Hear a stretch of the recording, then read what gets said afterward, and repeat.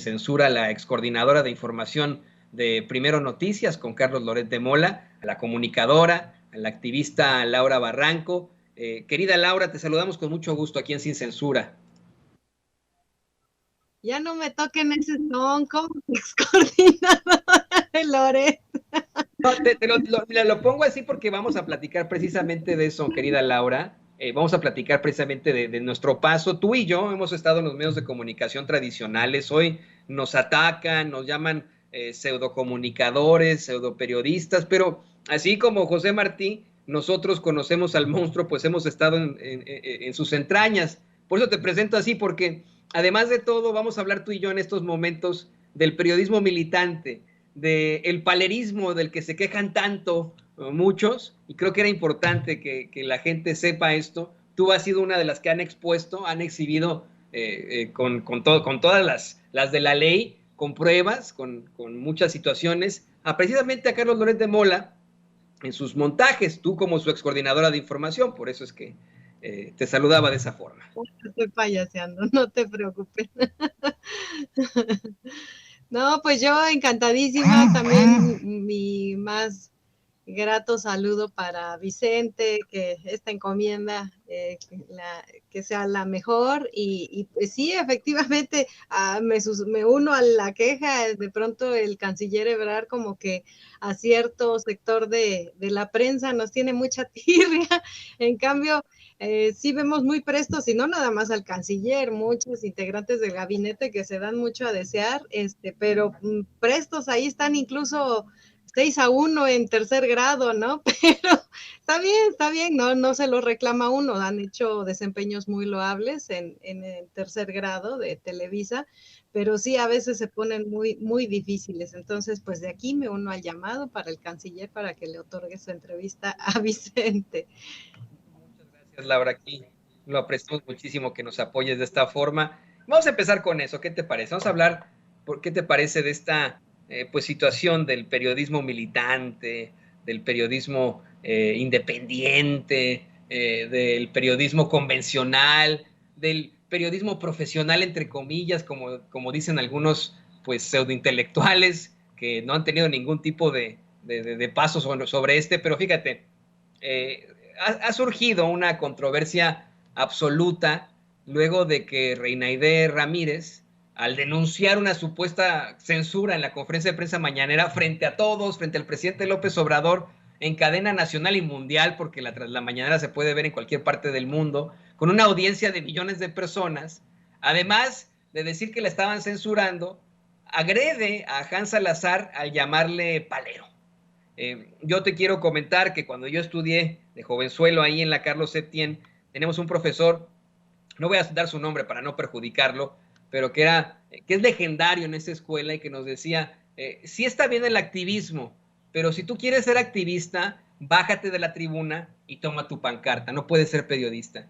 Yo no estoy convencido con eso, yo estoy convencido de que en efecto los cambios gruesos que han ocurrido en la historia del mundo, en la historia de la humanidad, se han dado gracias al periodismo, o grandes cambios. Podemos hablar desde la Revolución Francesa, la independencia de los Estados Unidos, la independencia de México, el incidente de los mártires de Chicago, etcétera, etcétera, etcétera. La misma Revolución Mexicana con Ricardo Flores Magón, eso lo podemos decir con todas sus letras. Y es por eso que mencionaba que tú en algún momento fuiste excoordinadora de información de Primero Noticias con Carlos Loret de Mola. Cuando yo hablo contigo, siempre pues destaco tu gran labor informativa, te digo periodista y tú muy modesta, me lo has dicho en otras ocasiones, no, yo no soy periodista, yo soy comunicadora y activista, yo creo que si eres periodista es el que informa, el que está buscando llevar la verdad con justicia e inspirar en la gente ese espíritu crítico. ¿Cuál es tu opinión sobre esta controversia que ha existido ante el supuesto palerismo o bien el periodismo militante? Yo creo que se resume en una cosa que es muy obvia, pero que incluso en el gremio nos negamos a verla. Y es cuando priva el dinero, cuando a un periodista lo mueve el dinero, le mueve incluso la mano, la tinta, el teclado, etcétera, cuando lo mueve eso, pues sí, efectivamente no nada más es algo y antiético, sino que es incluso un tema de delito, que alcanza y invade códigos legales que deben de sancionarse. Y eso es lo que también a mucha gente se le hace muy complicado, empezando por esta prensa que sí fue palera palera y chayotera, ¿no? O sea, para ponerlo en los términos que más coloquialmente se han estado usando en redes, que es el tema de que hay un sector de comunicadores, periodistas incluso, que tienen una postura transparente, que por Dios, eso era lo que siempre exigíamos desde precisamente desde el público, desde las audiencias, que haría muy bien que como incluso ocurre en algunos países de este adorado primer mundo, ¿no? Que le encanta a mucha gente. Aquí en México, pues los medios han sido sistemáticamente hipócritas.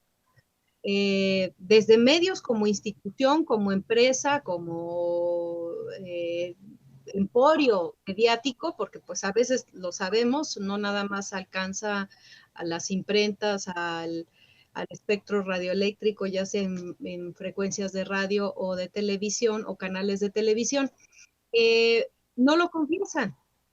No lo confiesan. ¿Qué está pasando ahorita? Bueno, pues insisto, hay un sector del gremio que claramente manifiesta su tendencia y su posición política, y eso es, por favor, eso es muy sano y eso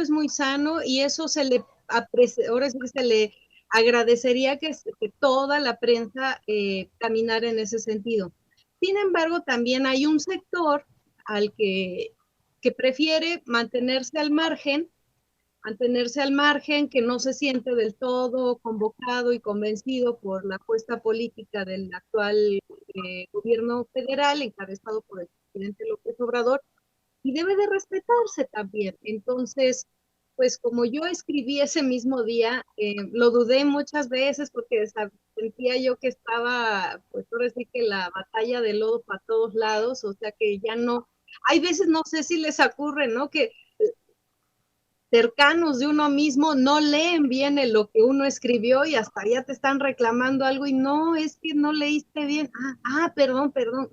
Te están tan enardecidos los ánimos que luego no es lo mejor, no es lo más oportuno. Sin embargo, conozco a ambos, conozco a Hans, conozco a Reina, y pues es lo que dije, y esa es mi posición. Ni ella la considero una golpeadora, no es Lore, para nada es Lore, ni Azucena Uresti, nada que ver Reina con esos dos sujetos, mercenarios y depredadores de la verdad, a diferencia de Reina, ¿no? Y tampoco coincido ni con que se le llame a Hans palero.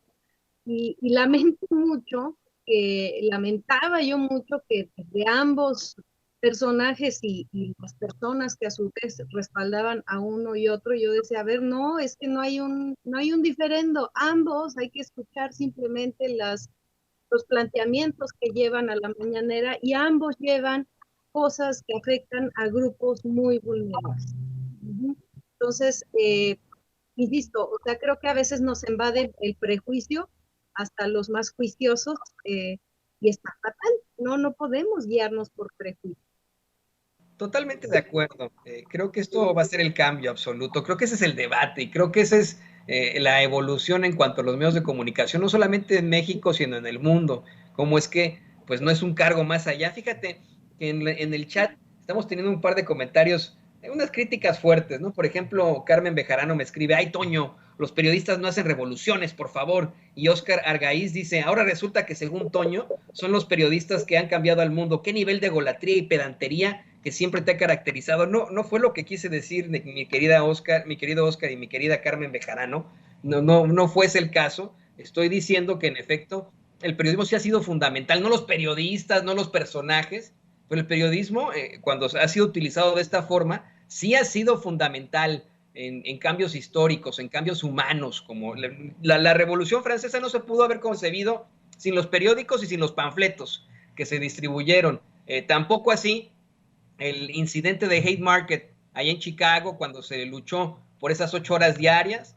Uno de los principales organizadores, el principal organizador de los trabajadores era un periodista inmigrante alemán. Imagínese usted que tenía su espacio, bueno, no como Sin Censura, pero en el siglo XIX tenía su espacio periodístico, con periódicos, completamente en alemán, porque había muchos inmigrantes alemanes. Ellos se referían, así como Sin Censura transmite aquí desde Estados Unidos, completamente en español, para los que somos inmigrantes y que hablamos español, inmigrantes mexicanos y de otras latitudes.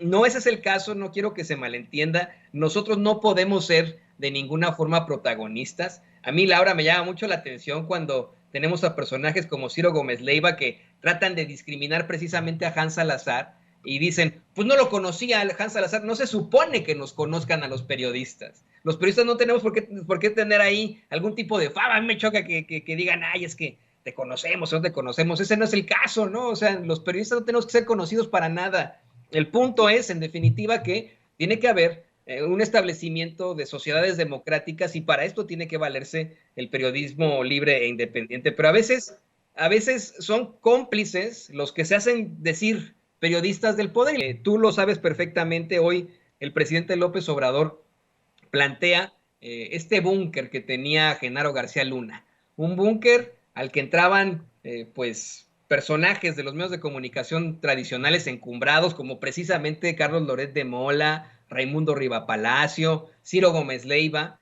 un búnker en el que les mostraban las supuestas maravillas del combate al crimen mediante la tecnología, y dice el presidente que bueno, salían apantallados, salían maravillados, que hasta el New York Times tuvo en su momento una columna en la que hablaban de Genaro García Luna como si fuera Batman. Y hoy, ¿dónde está García Luna? Bueno, pues está en Nueva York, detenido, acusado por el Departamento de Justicia de conspirar para traficar cocaína, de recibir millones de un cartel para que les permitiera actuar libremente en México. Y tú lo viste de cerca, cuando estabas tú como pues, coordinadora de información en ese noticiario, cómo es que pues trataban de maravillar a los medios de comunicación, a la prensa, a los periodistas encumbrados, con pues un mero espectáculo, ¿no? Sí, definitivamente. Continuemos elaborando de lo que veníamos, de la diferendo que hubo. ¿Qué es la diferencia o qué es lo que sí es indebido? No está mal que yo tenga una posición política, de hecho es pública y nunca me avergonzaré de ella, de decir que yo sí estoy con la 4T. Y precisamente porque estoy con la 4T es que hay cosas que sí levanto las cejas y me queda claro que no nada más me pasa a mí, incluso al propio Vicente, y que las personas que no se han dado la oportunidad de escuchar la apuesta informativa de Vicente y la demanda que ha cubierto, porque es un espacio de comunicación que salió o surgió precisamente del empuje y de una demanda que no era cubierta por los medios de comunicación, donde, por ejemplo, ¿a quién le preguntaron o a quién opinó sobre espacios como el de Loret, López Dóriga, Ciro Gómez Leiva, Beteta, etcétera, ¿no? O sea, nadie. O sea, simplemente eran decisiones empresariales, ponían, y bueno, uno se iba ahí más o menos identificando, ya dejaba uno de escuchar a ese, etcétera. ¿Qué ocurría con esa relación desde el poder hacia los periodistas? Pues, insisto, a nadie de la audiencia nos preguntaron, y ahora obviamente si nos hubieran preguntado y lo hubieran hecho público, no se hubiera aceptado. Pero efectivamente encumbraron a un sujeto tan siniestro como Genaro García Luna, lo hicieron prácticamente casi héroe de la seguridad pública en México, cuando en realidad lo que hacía de debajo de la mesa era delinquir y por eso es que está ahorita preso, no es por buena persona, no es por una persecución política, como dijera Alito, es porque efectivamente hay elementos que convencen en el sentido de que delinquió y delinquió durante muchos años y de manera grave. Ajá. Entonces, esa connivencia que había desde un sector de la comunicación, porque yo me rehúso a decirle a estos personajes como Carlos Marín, insisto, Ciro Gómez Leiva, Carlos Loret, Joaquín López Dóriga, periodistas, porque no lo son, no lo son. En cambio, lo que ahí radica o donde se concentra el acto indebido, pues es en la relación del dinero del poder. A diferencia, por ejemplo, imagínate que pues sería así como también para levantar ahí la ceja, que de pronto a Vicente, por haber tenido la trayectoria que tuvo, el empuje que tuvo, la apertura que tuvo y que no había espacio incluso en medios latinos en la eh, época previa a que iniciara este sexenio, que lo hubieran hecho secretario de Estado. Ah, ok, ahí sí uno estaría diciendo, a ver cómo estuvo, a ver, imagínate que ya fuera al menos cónsul, ¿no? Entonces, y no lo es, no lo es. Mucha gente no se concibe que nuestras manifestaciones de apoyo, y son estas personas precisamente, un Loret no concibe que yo haga o diga lo que digo o defienda lo que defiendo gratis, ¿no? Porque para ellos es gratis. El pago para mí es que avance un país en que estaba sumido en la desigualdad, en la corrupción, en la impunidad, y que vayamos avanzando. Y la muestra más vívida, insisto, de uno que está precisamente manifestando de manera transparente su posición política, es que seguimos insistiendo con lo que nos parece incorrecto. Y hace poco lo comentaba yo con Hans, ninguna de esas vacas sagradas que se sienten impolutas ahorita y que pertenecían a toda esta escoria que se manchó de lodo y de estiércol con Genaro García Luna y que dice el presidente, oh, no, apenas los llevaba un cursito, oh, todo les causaba admiración, bueno, ninguno de ellos ha sido capaz precisamente de lograr lo que lograron en fechas recientes Hans y el propio Vicente en, bueno, pues hacer, yo diría que incluso hasta orillar, empujar, estimular a un gobierno a que no, personajes como Ricardo Salinas Pliego, como Enrique Peña Nieto, pues no puede haber impunidad sobre ellos. Y te dieron respuestas que, insisto, ni esas vacas sagradas que sí se sienten periodistas han logrado. Ajá. Entonces, pues esos planteamientos, esas respuestas del gobierno vinieron precisamente por una insistencia sistemática, en el caso de Vicente con Enrique Peña Nieto y en el caso de Hans con el tema de Salinas Pliego, que vaya que no le ha costado, no le ha sido fácil. Fue tan cruenta las reacciones de granjas de bots pagadas por este sujeto, Ricardo Salinas, en contra de, pues estaba furioso, estaba que no encontraba reposo para sus emociones y literalmente es la fecha, te puedo asegurar que al día de hoy le siguen cayendo ahí los ataques a Hans por haber cometido la osadía de que el presidente se pronunciara sobre su caso. Ya con eso fue un avance, ya con eso fue un avance. Entonces, tener o es esforzarse en tener una miopía sobre estas situaciones, la izquierda no puede ser intolerante.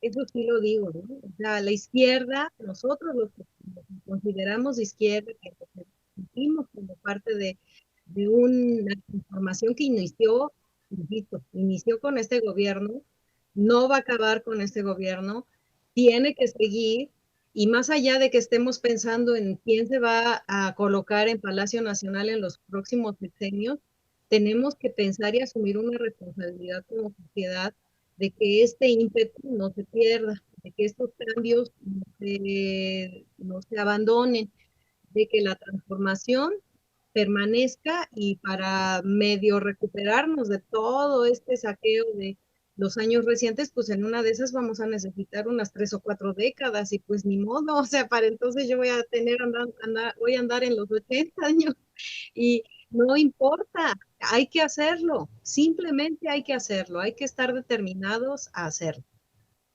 Definitivamente, querida Laura.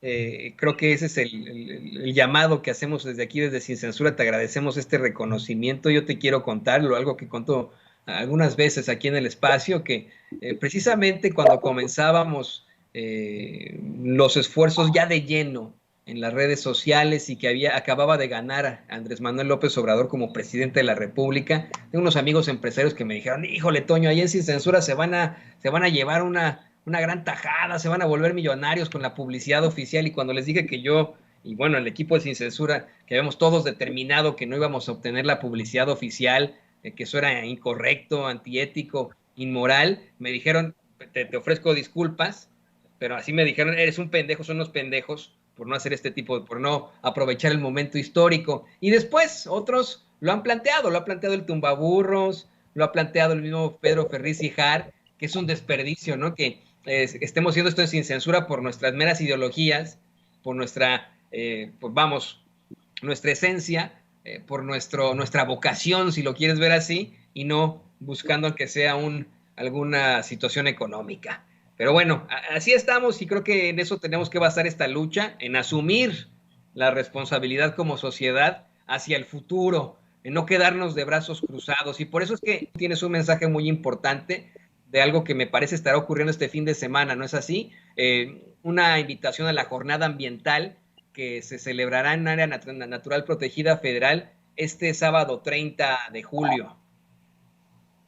Sí, efectivamente. Bueno, yo estoy ahí con mi encomienda, muy contenta porque por fin estamos viendo una luz al final del túnel. No me lo van a creer, pero yo incluso lo confesé. Cuando salió esta película de No mires arriba, no sé si ustedes tuvieron la oportunidad de verla a finales del año pasado. Terrorífica. Me dio una catarsis terrible porque estos momentos de explosión emocional que tuvieron tanto, bueno, los dos protagonistas, me sentí sumamente identificada, y ahorita precisamente creo que vienen mucho a cuento porque se parecen mucho a lo que vivió Reina en la mañanera. Entonces, a mí ha pasado, o sea, también entendamos que cuando estamos sobre causas específicas y no vemos avance, o sea, yo escuchaba al presidente incluso en esta gira que hizo en Veracruz cuando la planta de Nestlé, que me hace torcer la boca ese tipo de eventos, pero bueno, está bien, digo, a final de cuentas es el presidente, a veces hay que tragar sapos, y pues son los que están ofreciendo inversión, empleos, ok, ¿no? Bueno, está complicado, ahí luego salieron también los reclamos de los cafetaleros, y de cómo empresas tan transnacionales y tan imponentes como Nestlé a veces arruinan el comercio regional, pero bueno, esa ya es harina de otro costal. Entonces, a mí me pasaba. Yo estaba realmente desesperada a finales del año pasado y tuve 2 momentos con 2 personas, funcionarios de Semarnat, muy parecidos, ¿no? Y qué bueno que no salieron en las redes, que si no me hubieran destazado viva, ¿no? Porque me lo atribuirían como un ataque al corazón de la 4T, cuando lo que realmente está uno de pronto denunciando, y que es el caso de Reina, es que hay ciertos temas en el ámbito agrario que no están caminando, ¿no? No están caminando, y ella está muy emocionada de pronto por momentos al borde del llanto, diciendo pues incluso desde la penúltima intervención que tuvo, pues ella, pues por momentos diciendo: esto ya se está acabando su sexenio, presidente, la gente tiene confianza en usted, porque ella realmente entiende que si no es si no se dan al menos los primeros pasos en este gobierno, difícilmente se van a dar con un liderazgo, hay que admitirlo, ni las tres corcholatas juntas, y de verdad que yo votaría ahorita a ciegas por cualquiera de las tres, pero ni las tres juntas juntan el liderazgo que tiene el actual presidente. Entonces, esa es la manifestación de fondo que está haciendo Reina. Entonces, en vez de atacarla, de verdad atendamos y escuchemos qué es lo que está pasando. Bueno, pues después de mis ataques de histeria que yo tuve en diciembre, por fin se consolidó la entrega de un plan de rescate del Parque Nacional de los Remedios, y a partir de entonces es que estamos ya en trabajos con la Comisión Nacional de Áreas Naturales Protegidas, que es el órgano federal encargado de atender, conservar, preservar, cuidar, ampliar las áreas naturales protegidas en este país, que afortunadamente este sexenio se está consolidando, así como en el tema de la salud, fortaleciendo mucho el sector de salud. Bueno, en el tema de declaratorias de medio ambiente, me queda claro que difícilmente otro presidente, aún incluso siendo de izquierda, pueda superar las hazañas que se están haciendo en materia ambiental, y este es el caso. Afortunadamente ya nos están atendiendo, ya estamos con el abrigo, con el respaldo, con el apapacho del Estado mexicano, y la Comisión Nacional de Áreas Naturales Protegidas va a estar encabezando por primera vez en 80 años. Digo, la comisión no existe desde entonces, pero por primera vez una instancia federal acompaña una jornada ambiental en este parque nacional, que a más de 80 años de existencia ha perdido más de 80% de su territorio original. ¿Por qué? Por invasión.